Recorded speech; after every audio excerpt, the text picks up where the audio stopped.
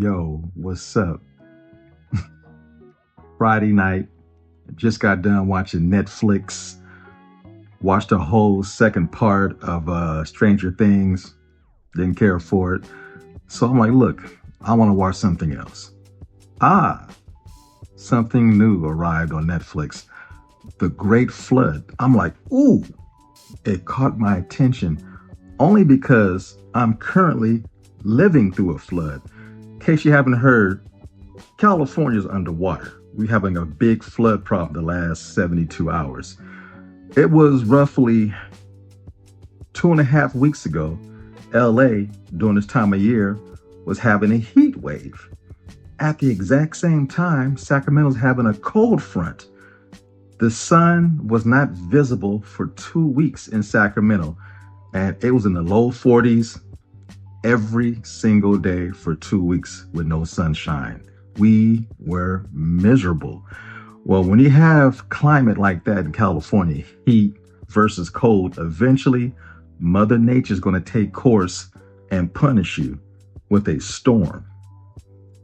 For the past 72 hours, we've been hit with a storm all the way from LA to Sacramento. You're thinking, oh, well, that's close. No, Sacramento is 8 hours away from LA. We're not close. But that storm spanned that whole land front for miles. And to give you an example, Wednesday morning, I had 5 days off for vacation for, Christmas time. I hop in my ride. I'm going to go visit my parents who live in Fresno, which is about 3 hours away from Sacramento. I got maybe an hour outside of Sacramento, had to stop, get off the freeway and turn around. The rain was coming down so hard. Everybody was doing 45 miles an hour on the freeway and everything was flooding. It was terrifying. Your visibility was about 20 feet in front of you on the freeway. Could not see nothing, and then came the hail.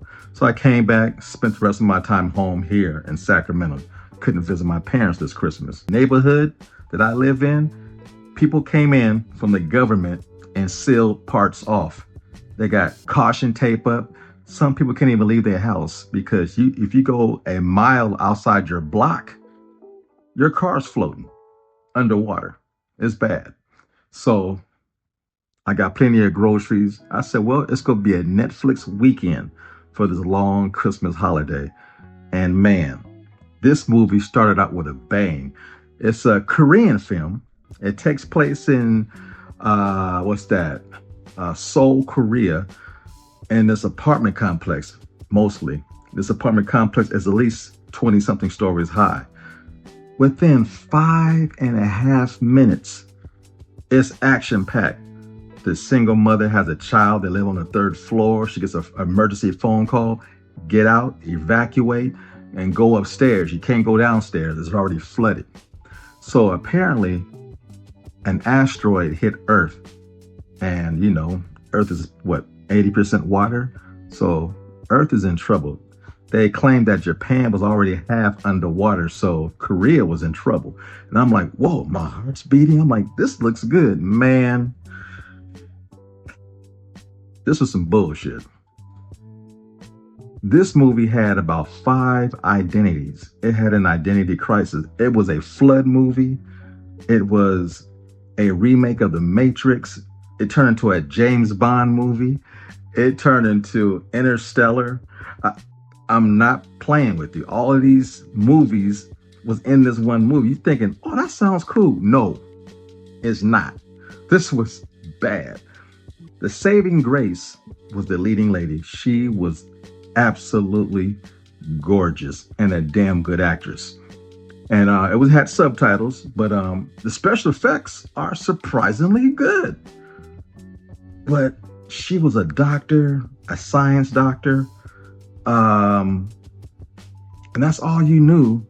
But this movie is the kind of movie that it keeps repeating itself. And I cannot stand movies like that when it keep repeating itself to tell another story. Kind of like Back to the Future.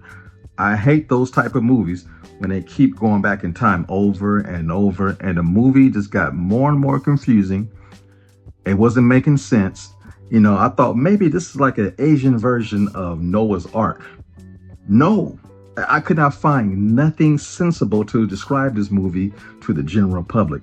I watched it with my son, and he was scratching his head too. He said, Dad, this is some bullshit.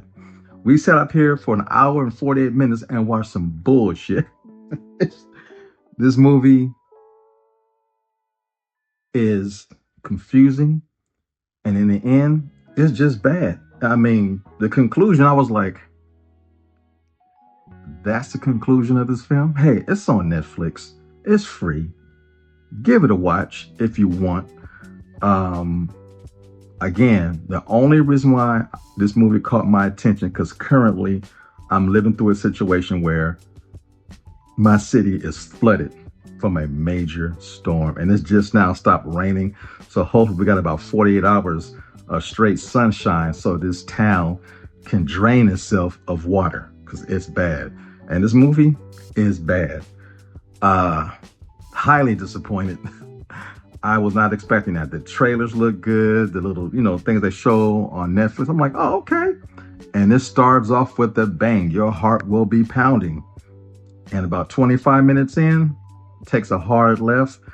And then it takes another hard left and another hard left. You're like, okay, can I get a right turn somewhere? No. It's ground zero from that point on. And I wasted some time off my life. This was some bullshit, straight up. But hey, you've been warned. Until next time, be sure to like, share, subscribe, tell all your friends, and more importantly, leave your comments down low. And I'm out. Peace. You know the routine. Fade to black.